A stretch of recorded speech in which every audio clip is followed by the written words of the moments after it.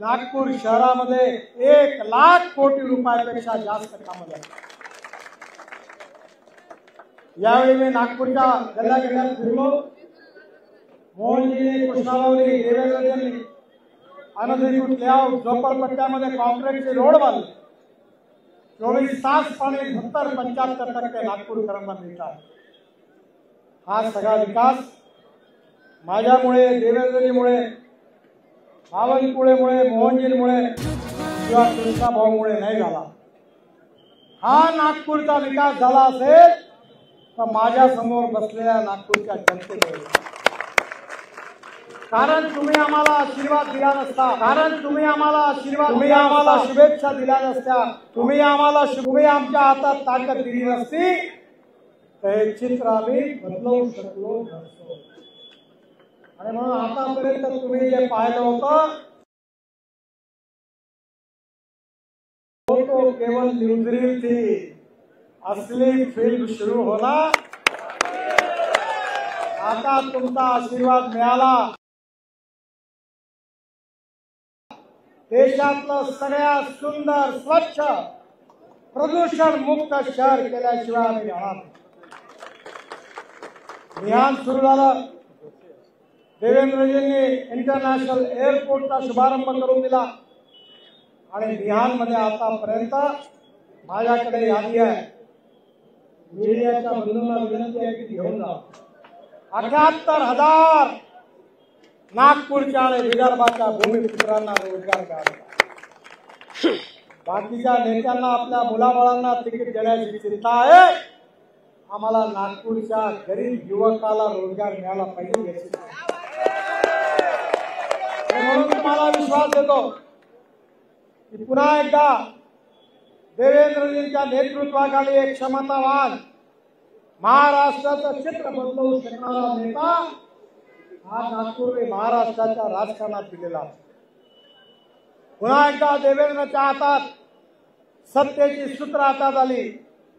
बावनकुळे साहेब, देवेंद्रजी या दोघांचं नेतृत्व आणि मोहन, आपल्या इथे कृष्णाभाऊ आणि आता अनेक लोकांच्या पण फॉर्म भरणार।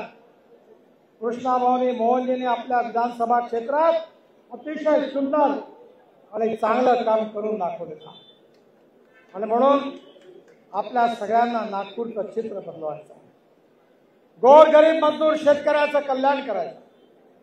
जे जगात नाही ते नागपुरात येणार आहे। आता आपण फास्ट चार्जिंग इलेक्ट्रिक बस भारतात पहिल्यांदा नागपूरच्या रिंग रोडवर सुरू करतोय। त्याला पण 170 कोटी रुपयाची मंजुरी माझ्या विभागाने दिली आहे। 24 तास पाणी, कचऱ्यापासून गॅस आणि त्यावरून गाड्या चालणार आहे। सुंदर मेट्रो, खाली रोड, वरती रेल्वे, त्याच्यावरती पूल आणि त्याच्यावरती मेट्रो। हे भारतात फक्त नागपूरमध्ये झालं तुमच्या आशीर्वादाने। आणि म्हणून असंच काम पुढे चालू राहावं म्हणून देवेंद्रजींना, कृष्णाभाऊला आणि मोहनजीला तुम्ही आशीर्वाद द्यावे। आज त्यांचा फॉर्म भरण्याकरता आम्ही चाललो आहे आणि त्याचबरोबर बाकीचे जे उमेदवार उभे राहणार आहे महायुतीचे, त्या सगळ्यांना आपण विजयी करावं अशी विनंती करतो आणि माझं बोलणं संपवतो। माझ्याबद्दल जोरात बोला, भारत माता की जय, भारत माता की जय, भारत माता की जय, भारतीय जनता पार्टी जिंदाबाद, महायुतीचा जय असो, महायुतीचा जय असो। नमस्कार, धन्यवाद।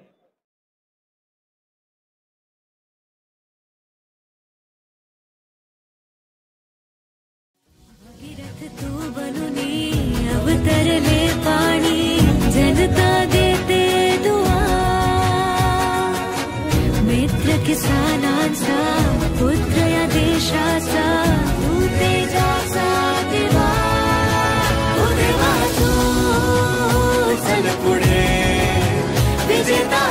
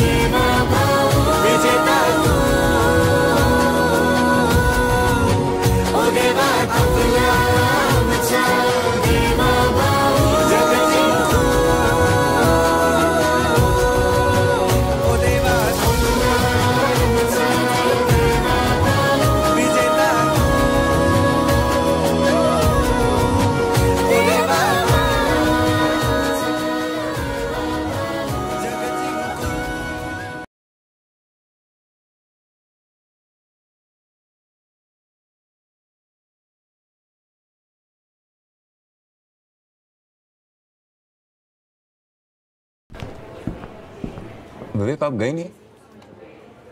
सर वो बेटी का टूर्नामेंट था ना आज। मीटिंग है सर। अब जाओ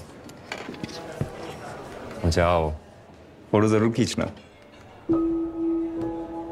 If you allow us, we'd love to. Chai, garma garam chai for everyone. Whiskey on the rocks, right? No, too early. Let's go. That's got it for you. यार परसों इस गधे का फेयरवेल है, मैं सबको ग्रुप पे मैसेज डाल देती हूँ। कैसे बुलाएगी सबको? रोहिया हमेशा के लिए लंदन जा रहा है, पता नहीं यार फिर कब मिलेंगे। तो जो भी करते हैं दिल से करते हैं, है ना?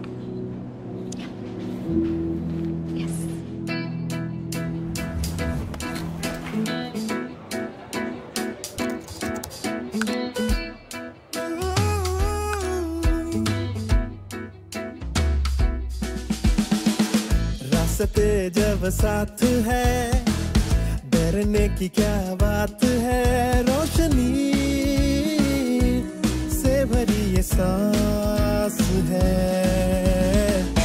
मस्ती है और मजाक है, खूबरू जज्बात है, बेहतरीन सा ये एहसास है। Just give me a second, please. Saturday night meeting. Saturday, I can't. I need you, bro. Saturday. Let's go. Perfect.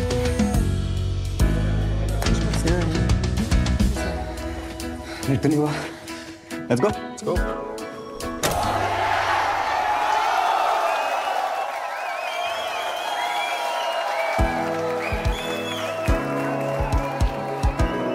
और भाई लंदन फुटबॉल के दो वीआईपी टिकट्स तो बनते हैं। VIP tickets. हलवा है क्या?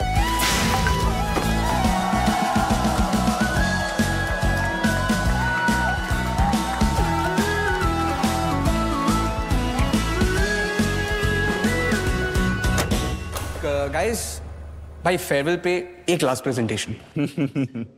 गौरव, dedicated, hard working, go getter. Remember this day, सबसे बड़ी डील क्रैक की थी हमने उस दिन। मतलब इतना अपबीट, पैशनेट बंदा मतलब किसको चाहिए? हमें नहीं चाहिए। नहीं चाहिए। तू जा यार, तू जा। अरे नहीं एमबीए फाइनल्स, पूरी रात नहीं सोए थे हम। It was right after my dad had. What does this guy do? अपनी पढ़ाई छोड़ के he helped me. इस फ्रेंड को कौन मिस करेगा यार?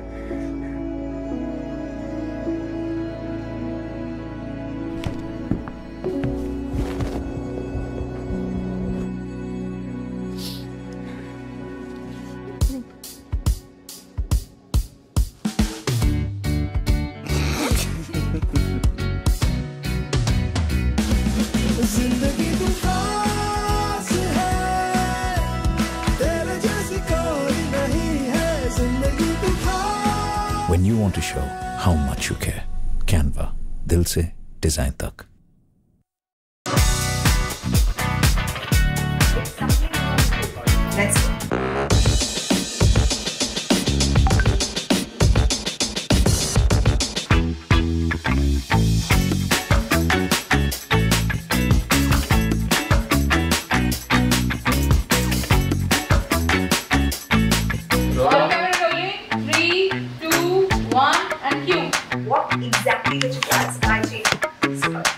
Well, you know, there could be a time where in your vehicles you would not be using petrol or diesel, but a sustainable version of that fuel.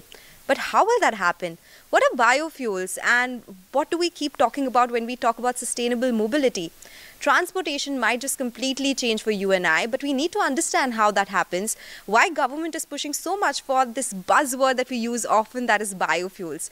We need to understand that and a lot more. So today joining us is Mr. Suhas Bakshi. He is the co-founder and CEO of Biofuel Circle. Mr. Bakshi, such a pleasure to speak with you. So nice meeting you. You know, I was saying we are talking about future, something that would be absolutely different, and sustainable mobility, or how you would go around cities and towns would change as well. Can you briefly or just simply explain what biofuels are? How would that change the way we travel? Technical definition of biofuels is they are derived from biomass. Okay, so what is biomass? Biomass is generally the organic waste that we leave behind when we produce food of any type or when plants grow. So, khet kachra in Hindi is biomass, or food waste from hotels or from our homes is biomass. Now, it's organic, it has carbon and hydrogen, and any type of fuel also has carbon and hydrogen. So lots of technology work has happened to figure out, can this biomass be converted into fuels which are modern day fuels? Now, what's the modern day fuel? When you and I fly, the aircraft is using aviation turbine fuel. Can that be made out of biomass? When you and I drive, we drive a car, it uses petrol or diesel. Can that be made out of biomass? Now, that has been a question which has been a prominent question faced by technologists around the world, and they have definitely found a solution to that. So I would say modern biofuels are those fuels which are made from biomass, but for end-use applications, which are today's end-use applications. Okay, so you spoke about different types of biomass. Are we already using, is there any proven technology where this particular waste will be used as biofuels? Is that already happening? So once again, let's draw a comparison between what are fossil fuels and what are the different applications of fossil fuels. What you and I don't realize is that the power which is lighting this room is most probably come from a power plant which has used some type of fuel. And in most likelihood in our country, that is a thermal power plant, which has used coal as a fuel. So you have solid fossil fuels. One of the most, I would say, organized and mature uses of biomass is replacement of coal in power production or energy production. So if you are just able to imagine that there is agricultural residue available at the end of a harvest season in a field, if you are able to gather that, if you are able to densify it, make it as similar to coal as possible in fuel properties, then it's a ready replacement. Now, this type of use has been prevalent in India for many years. Rice husk, bagasse, and several different types of agricultural residues have been used for power generation and steam production in industries for a long time. But given the fact that this is industrial end use, most people are not completely aware of it. And also this is a small portion of the overall energy mix. For day-to-day fuel uses, such as petrol, we've been now using ethanol mixed in petrol for some period of time. World over, this has been one of the more prevalent uses of biofuels. So ethanol, which is made out of agricultural residue, coming in as a blending alternative for petrols, has been prevalent. India has a very ambitious target towards that. We've also been using in the recent past something called compressed biogas. This is being made once again out of agricultural residue or any type of food residue. The gas generated is similar in properties to natural gas or compressed natural gas, which is CNG, which is used in our taxis. So these have been some of the prevalent uses, though I would say they're just scratching the surface. We have a long way to go, but I think the journey seems to be quite clear to us now. That's interesting because, as I was pointing out earlier, the government is pushing a lot for biofuels. There are a lot of companies which are putting up biofuel plants or, as you said, compressed biogas as well. I'll talk about the market opportunity here in greater detail towards later part of this conversation. What I wanted to understand is what is the transportation or the lead period like when you get biomass from different sources to when it is converted into a biofuel? Is it difficult to obtain a raw material? How is the supply in this particular that's actually the crux of how to actually harness the potential. Let's start with the fact that one type of biomass is agricultural waste.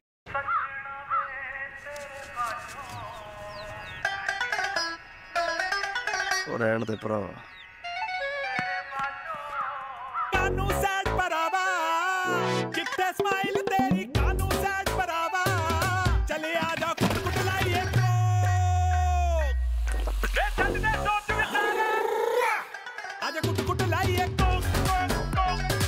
तो 1 litre की बोतल पे पाए Amazon पे gift card. Nivea soft में है 2x ज्यादा moisturisers, vitamin E और जोजोबा, जो दे मुझे फ्रेश और ग्लोइंग स्किन। चुटकी में Nivea soft for fresh and glowing skin. Now, what is agricultural waste? If I am a rice growing farmer, at the end of the harvest season, the rice grows, I harvest the rice. What stays in the field is what is biomass. Now, how do I now start accumulating that? One of the first difficulties in a country like India is absence of mechanization for collection of this biomass. The second is it grows only during the harvest season. But if I, let us say, set up a plant to convert it into fuel, that plant will be an industrial enterprise and it will work for 12 months in a year. So I have seasonal supply and a everyday requirement. So there is a need for not only harnessing it, but also storing it, which requires investment in storage infrastructure, which also requires investment in working capital. So availability of storages and cost of working capital is the second strong constraint that we see right now. The third and extremely important consideration in the context of the consumer being an industrial consumer. Okay, the biofuel producer is an industrial enterprise and the supplier is a rural enterprise who is unorganized. So let us say I am a large industrial buyer. I want to buy feedstock. What do? I send out an RFP, I float a tender. Now, the rural enterprises are not used to dealing with industrial enterprise and their purchase process. So there's a disconnect here.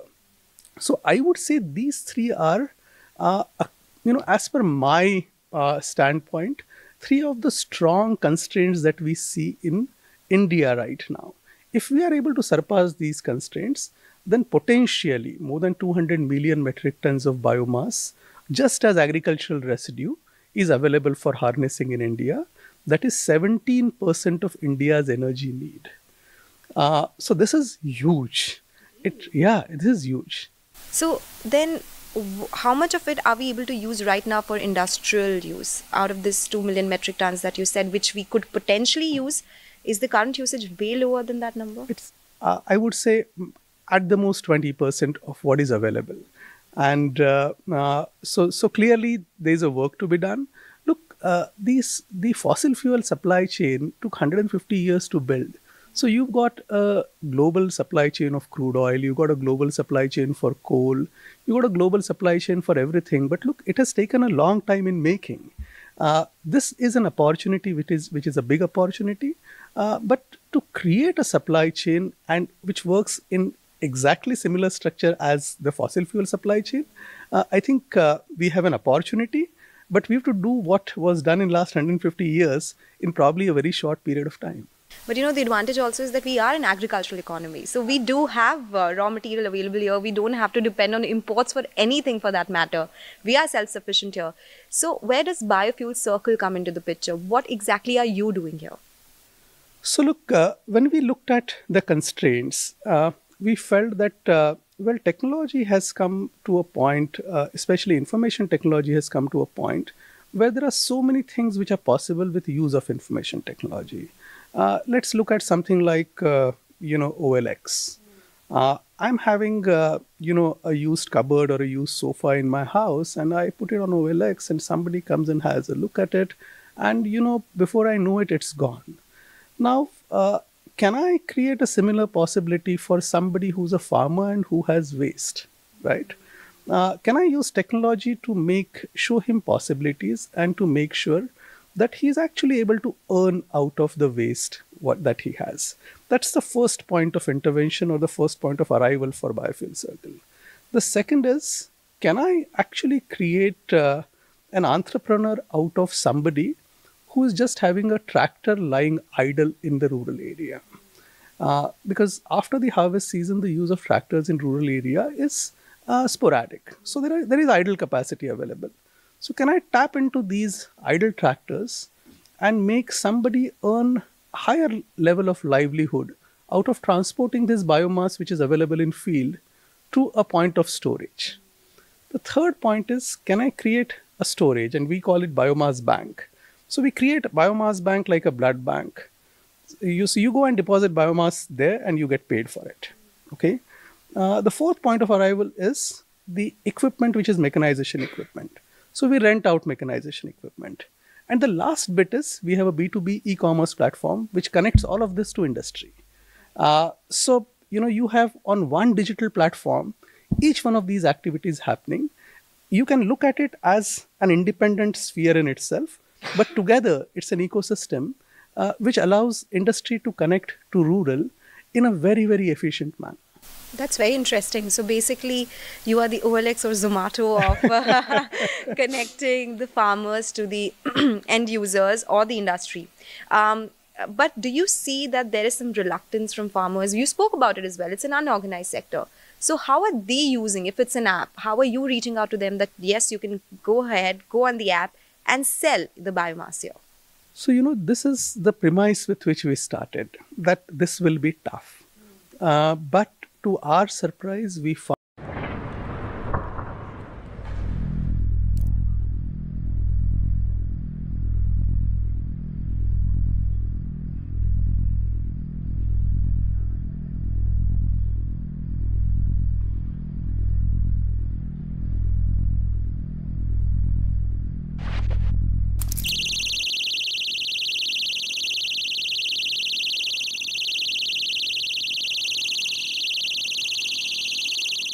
दीदी Sujata mixer grinder best है। Salesman है, बेचने के लिए कुछ भी बोलेगा। भाई साहब, मैं ना अपनी माँ को भगवान से बढ़ के मानता हूँ और इस माँ की कसम खा के कहता हूँ सुजाता मिक्सर ग्राइंडर सबसे बेस्ट है, क्योंकि इसके 900 वॉट का powerful motor 90 minute non stop चलता है। अब भी आपको यकीन नहीं है ना? आप ऑनलाइन रिव्यू पढ़ लो। आप पैक कर दीजिए।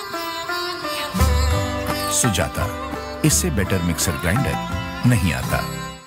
Found that the farmers were not reluctant because, look, gone are the days when you look at a farmer as somebody who is relatively undereducated and unaware.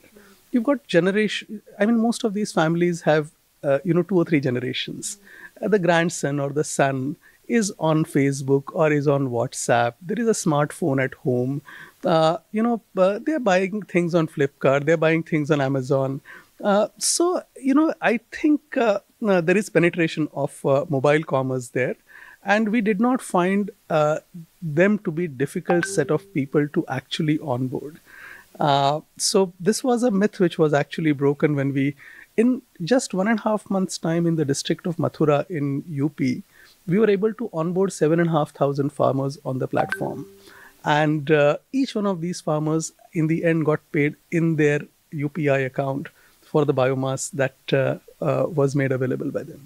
Oh, so talk about technology enriching lives. How many touch points have you been able to, go through because of this app? Which areas or geographies are you catering to right now? So we are in Maharashtra. We started in Maharashtra. We are in Gujarat. We are in UP. We are in Punjab and Tamil Nadu. So 5 states. We currently cover more than 50 districts. We have close to 20,000 farmers who have been onboarded. We have more than 1,000 businesses who are on the platform. And on an annual basis, more than 200 crore worth of biomass transactions currently happen on the platform. Interesting. So when we talk about biomass and paying farmers, do the rates change there? Is it also market driven? Because if you're going to the farmers saying this is how much we'll pay you for biomass, what makes them just lap onto that? Look, for them, it is actually a problem to be solved rather than an opportunity. If my rice paddy field is having biomass lying all over it, the trigger for people burning is they don't want to spend money taking it away. So that's the reason they burn it.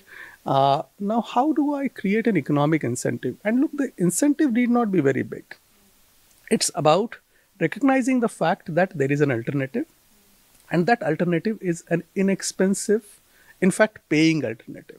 So it's not about how much do I get, but it's about there is a ready mechanism for somebody to take care of my problem. And I get paid too because they look at it as feedstock available. how much do they get paid is obviously driven by a fall down of what's the price at which the industry buys it, which is obviously linked to the comparison with what's the fuel value. And what's the comparable rate for fossil fuel. So it kind of flows down from there. But if I have to give you a number, a 2-acre farmer on an average in India who produces 2 seasons of agriculture in a year could earn up to 10,000 rupees additional income every year, which is 10% of his current average income. So just from agricultural activity, by making biomass available, you can increase your agricultural income by 10%. So we can solve the issue of stubble burning if everyone goes ahead and gives their biomass. Sell, actually. The word is sell, it's just not giving away. But that doesn't happen too often. It doesn't happen because the constraints are bigger than just awareness. The stubble burning happens not because the farmer is happy to burn it, but he seems to be in a situation where there is no alternative. So let's look at 2 seasons. At the end of October, my harvest is ready and I need to take the crop out, and then what is remaining is loads and loads of kachra on my field. I need to take care of it and I need to remove it in a period of between 15 days to 45 days time, right? Now, this is where mechanization and absence of mechanization plays a role. What's the size of the fleet which is covering it? Right? So there needs to be investment in that infrastructure.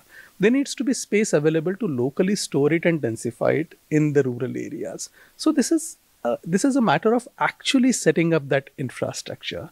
And as we start setting up the infrastructure, I'm sure we will move away from this problem. But this is not going to be like switch off and switch on kind of a mechanism that now people are aware and now they'll stop burning it. I think we also need to create the infrastructure. Once we have the infrastructure, so the districts in which we have operated, we have seen 0 instances of stubble burning.